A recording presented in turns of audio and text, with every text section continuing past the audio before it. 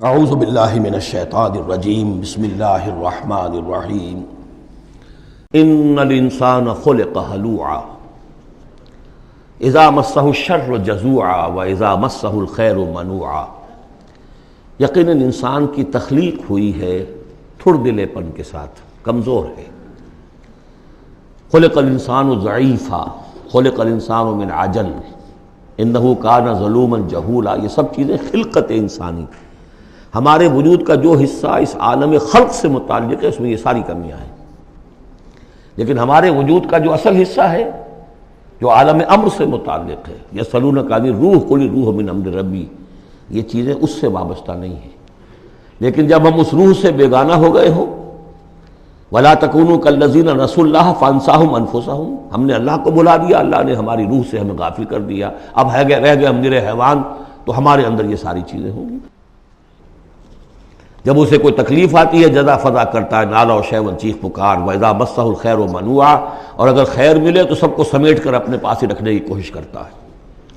لیکن اس بزدلے پن سے، تھڑ دلے پن سے اوپر اٹھنے کے لیے جو چیزیں، جو پروگرام اللہ نے دیا ہے، اسی لیے آپ کو یاد ہوگا 18ویں پارے میں سورہ مومنین کی ابتدائی 11 آیات ہمارے منتخب نصاب میں وہ تیسرے حصے کا پہلا سبق ہے، اس میں وہ بھی شامل ہے، یہ بھی شامل ہے، کیونکہ یہ دونوں بالکل مشابہ مقامات ہیں، بلکہ بعض پہلو سے ایک دوسرے کی تفسیر کرتے ہیں، وضاحت کرتے ہیں۔ ان القرآن یفسر بعضہ بعضا، یہ ہے تعمیر سیرت۔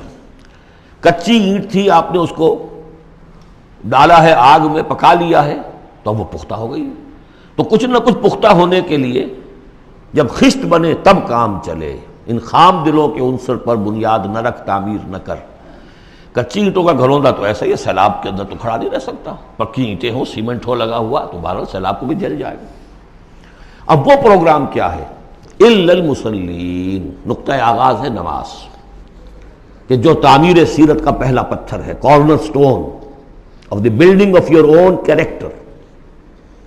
لیکن صلاۃ کون سی؟ الذین هم علی صلاتہم دائمون، جو اپنی نمازوں پر مقاومت کرتے ہیں، مداومت کرتے ہیں، گنڈے دار نہیں، مستقل۔ وہاں تھا خاشعون، جو نماز کا باطن تھا، قد افلح المؤمنون الذین هم فی صلاتہم خاشعون،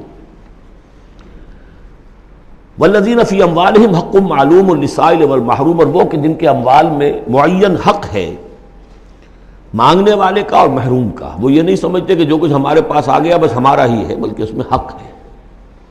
جو بھی کسی وجہ سے محروم طبقہ ہے آپ کی سوسائٹی کا، جو کسی اپنی مجبوری میں آپ کے سامنے دست سوال دراز کر رہا ہے، ان کا حق اللہ نے آپ کے مال میں رکھا ہوا ہے۔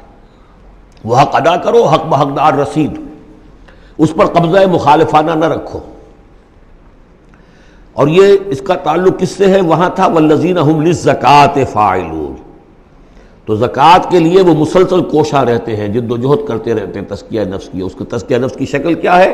جیسے سورہ حدید میں ہم پڑھ چکے، ان المصدقین والمصدقات واقرضوا اللہ قرضا حسنا۔ تزکیہ نفس جو ہے، مال نکالو تب ہوگا، تم نے وہ سارا گن تو اپنے اندر سنبھال کے رکھا ہوا ہے۔ والذین یصدقون بیوم الدین، اور وہ لوگ کہ جو قیامت کے دن پر، جزا و سزا کے دن پر، فیصلے کے دن پر کہ اس کی تصدیق کرتے ہیں۔ اب اس سے ان کا تعلق کیا ہوا؟ جو آخرت پر یقین رکھتا ہے وہ اس کے لیے زندگی، اس زندگی کا ایک ایک لمحہ جو ہے وہ امر ہے۔ امر کسے کہتے ہیں ہندی میں؟ وہ جس کے لیے مرنا نہ ہو۔ یہ ہماری زندگی فائنائٹ ہے، ختم ہو جائے گی، لیکن پوٹینشلی یہ انفائنائٹ ہے۔ کیوں؟ اس کا نتیجہ انفائنائٹ زندگی میں نکلے گا۔ جو کچھ یہاں کماؤ گے، بدی کمائی ہے تو وہ خالدین فیہا، اور اگر نیکی کمائی ہے تو خالدین فیہا۔ کہاں سے کماؤ گے؟ اسی وقت سے کماؤ گے نا، پونجی تو یہی ہے۔ اس لیے سورۃ العصر میں اسی کی تو قسم کھائی ہے، والعصر ان الانسان لفی خسر۔ غافل تجھے گھڑیال یہ دیتا ہے منادی، گردوں نے گھڑی ان کی ایک اور گھٹا دی۔ اس حوالے سے جن کا آخرت پر یقین ہو جائے وہ پھر اپنا وقت ضائع نہیں کرتے۔ والذین هم عن اللغو معرضون، یہ وہاں تھا، یہاں ذکر کر دیا جو اس کا اصل سبب ہے کیوں وہ لغو سے دور رہتے ہیں۔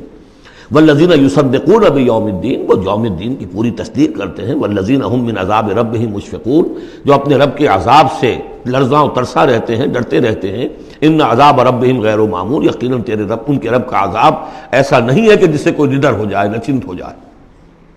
والذین هم لفروجهم حافظون الا علی ازواجهم او ما ملکت ایمانهم فانهم غیر ملومین فمن ابتغى وراء ذلك فاولئک هم العادون۔ یہ جوں کہ تو الفاظ وہاں بھی تھے یہاں بھی ہے۔ والذین هم لاماناتهم وعهدهم راعون، یہ بھی وہیں بھی تھے یہاں بھی ہے۔ سیکس ڈسپلن، خواہش نفس پر، شہوات کے اوپر قابو، زنا سے اور غلط حرکتوں سے بچنا، پھر جو بھی امانات ہیں اور جو عہد ہیں ان کا پورا پورا پاس کرنا۔ یہاں ایک اضافی شے آئی ہے والذین ہم بشہاداتہم قائمون، جو اپنی گواہیوں پر قائم رہتے ہیں۔ اصل میں یہ بھی ایک امانت ہے گواہی۔ ایک گواہی وہ ہے جس کے بارے میں فرمایا گیا ومن اظلم ممن کتم شہادۃ عنده من اللہ وما اللہ بغافل عما تعملون۔ اللہ کی طرف سے ایک گواہی تھی یہود کے علماء کے پاس، انہوں نے چھپا لیا اس کو۔ تو گواہی پر قائم رہنا، گواہی کو واضح کرنا۔ والذین هم علی صلاتہم یحافظون، اور وہ لوگ کہ جو اپنی نماز کی محافظت کرتے ہیں۔